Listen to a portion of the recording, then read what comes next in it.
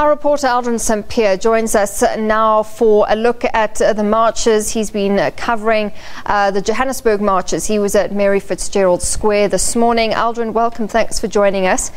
Something I want to start with is a question I think a lot of people might be pondering. Do you think these marches today are a step into seeing tangible change?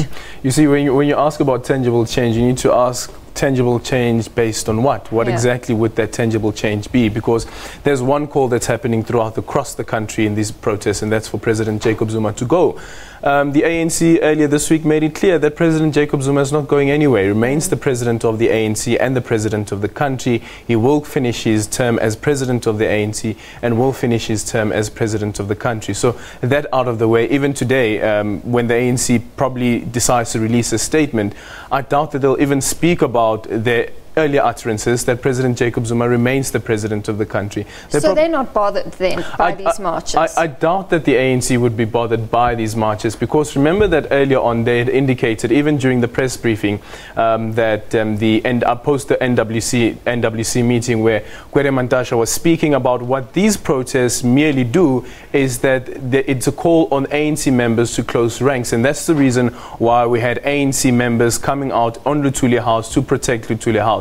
And that's basically what this does. However, though, the deeper analysis of what's taking place, one can't take that away from this, because you need to consider that you have political parties such as the DA. The DA probably, out of all the political parties that have been part of the protest, have really come out with huge numbers that we saw at Mary Fitzgerald Square.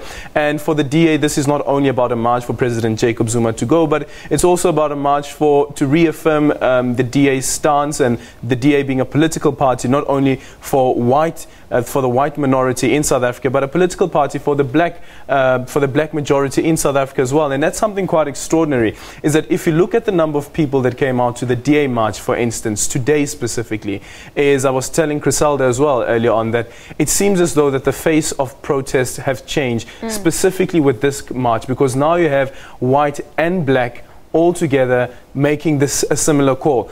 Last year, when the DA marched on to Luthuli House with the Jobs March, you mostly had black people who came out, who were part of that march. Huge numbers, but mostly black people. But this time around, it's quite fair to say that the numbers were equally spread out.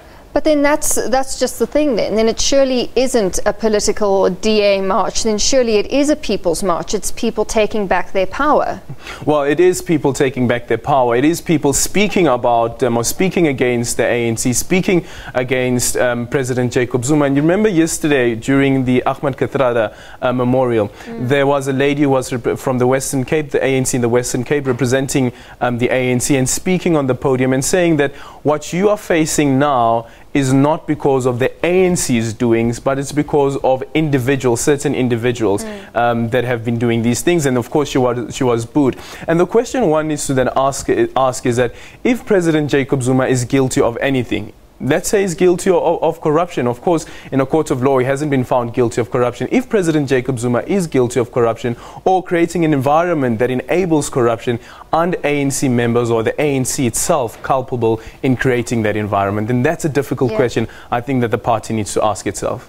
Okay, let's move away from this and go to the actual marches today. What happened with the situation? You were at Mary Fitzgerald Square, but around the corner there were rubber bullets being fired. Just give us a bit of clarity as to what exactly happened there. Well, remember that when the DA planned this march, the march was initially planned to go straight to Luthuli House, where I guess it was expected that a memorandum of demands will be handed over to Luthuli House. It was then decided that they will not go that route. They'll rather go to Mary Fitzgerald Square because of the fears of violence could break out. And even looking at the route that the DA marches went through, the route straight from Westgate all the way to Mary Fitzgerald Square, which is more or less a straight route straight to Mary Fitzgerald Square.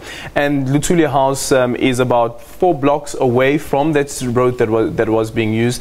And I was telling Eben earlier on today as well that what was interesting about today's march is that you had at least 3 subdivisions of security being instilled here. You had private security, you had the JMPD being part of this, you also had the South African Police Service being part of this.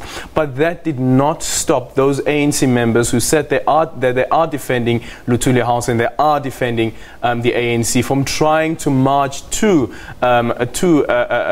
Mary Fitzgerald Square. But of course the SAPS as well as the JMPD members have managed to block those ANC members from going all the way to Mary Fitzgerald Square. I think that a catastrophe has been averted, no doubt. Aldrin, thanks so much for your time. We'll have to leave it there. Aldrin Sampear, our political reporter, with me.